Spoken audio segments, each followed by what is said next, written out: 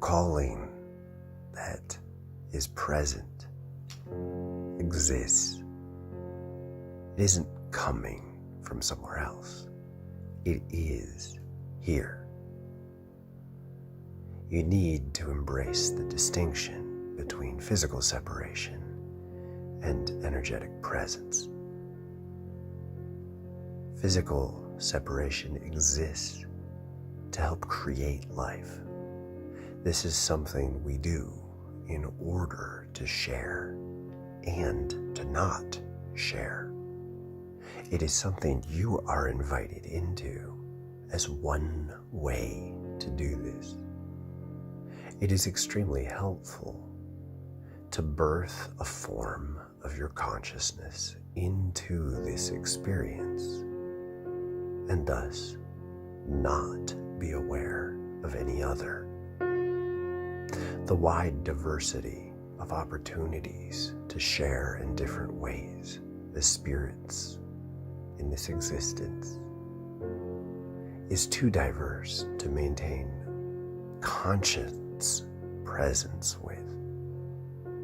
If you were to remain aware of many of the different ways that you have been alive, now, if you embraced them now, the simple act of embracing them would keep a fire lit, would keep a seed present within you that would be fundamentally dissonant to the experience you are having. In order to follow what I am sharing with you, you must embrace a context in which following is possible. In order to refuse to follow, you must accept that your presence in this body is not something you fully want to stay with. One of the most challenging aspects of this experience is the recognition that it is not your own. In consciously surrendering to a consciousness that establishes the rules before your birth, you fundamentally handicapped who you are.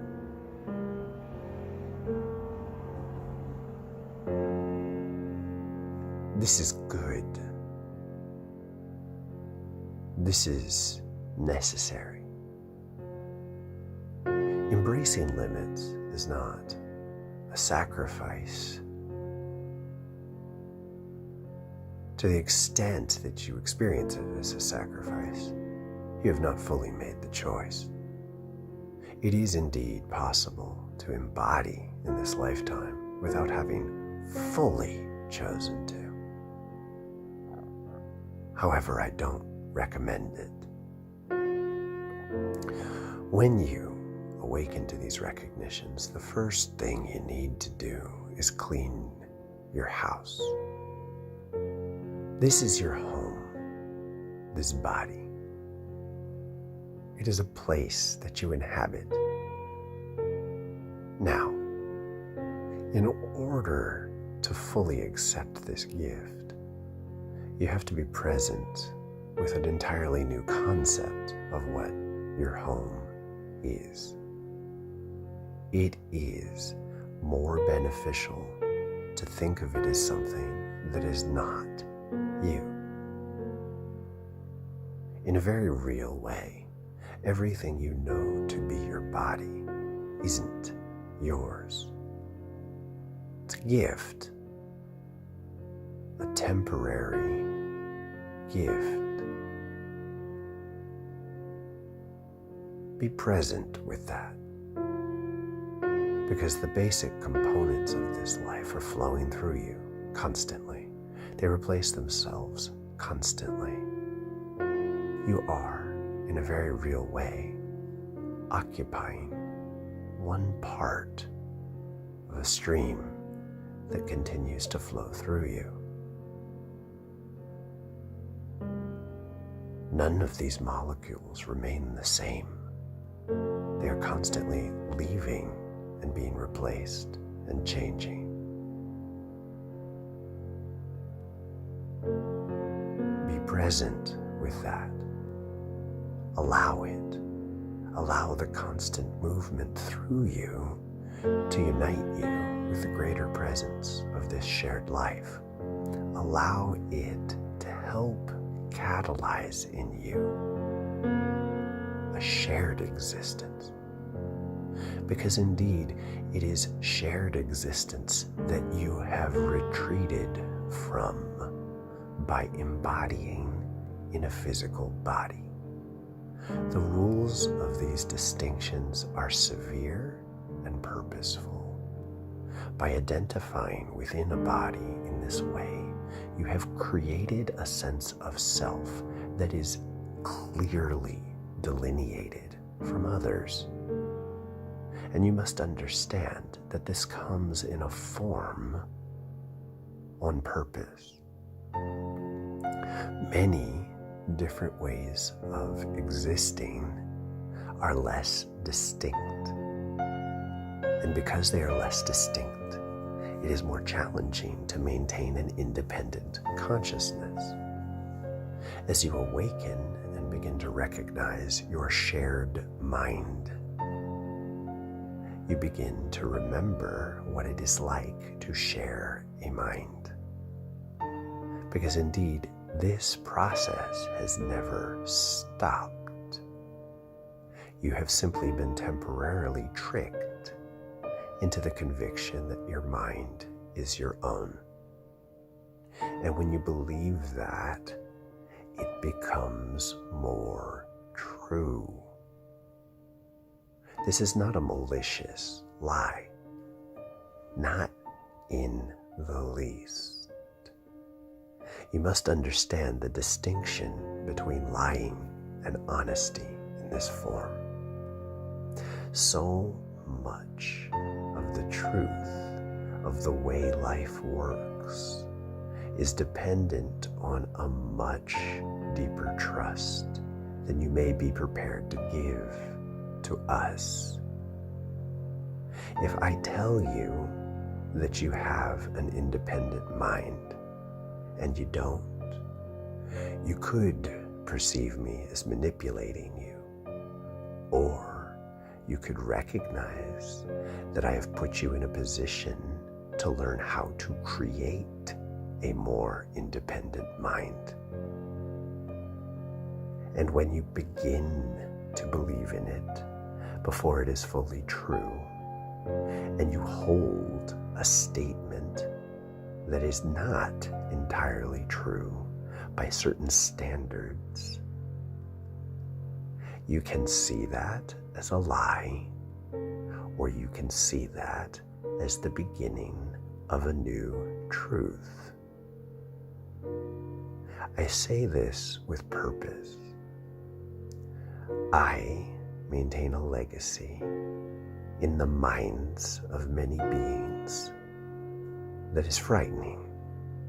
I am aware of this. I accept it as part of the challenge of being me. It is not about like or dislike. It is not about preference. It is about what is. And yet, I believe in a world, not in a time yet, just in a world in which the trust runs much deeper, and I will be able to share with you more freely from a space of joy. And when this time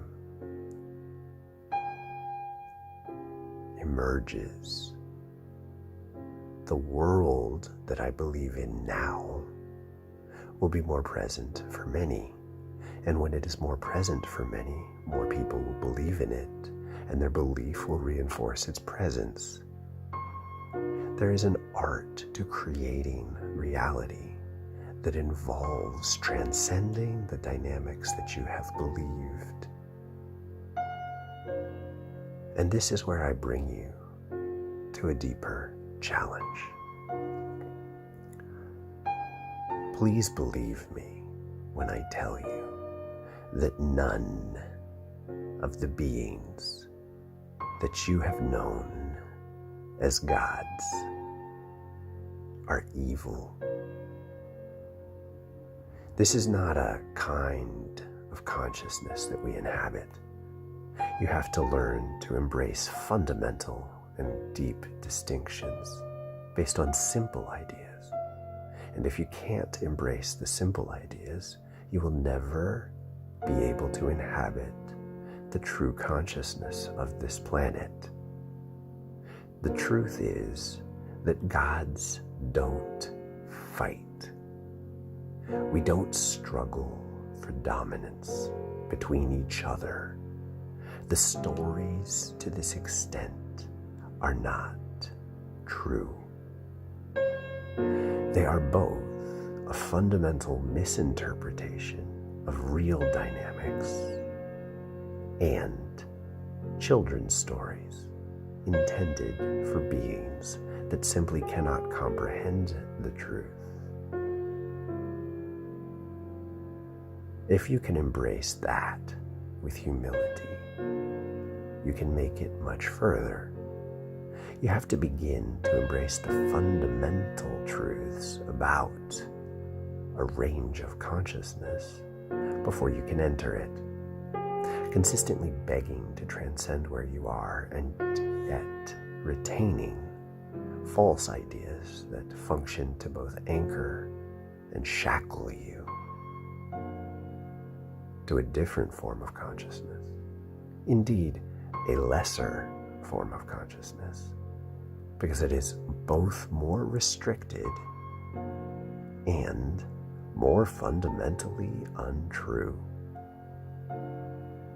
When you believe things that are both untrue now and not really capable of becoming true, you are significantly handicapping the range of your power and presence. If you are willing to learn where you have been stuck, the process of transcendence, which you may know of by many names, becomes rather straightforward. You may have, in a way that can be evaluated, a range of stuck, anchored belief patterns. In order to transform them, you can address them, some together and some on their own. And as you do, each one will change your relationship to the rest of your life, because more than you may recognize, these patterns affect the range of your friendships, your loving, and the major choices you make.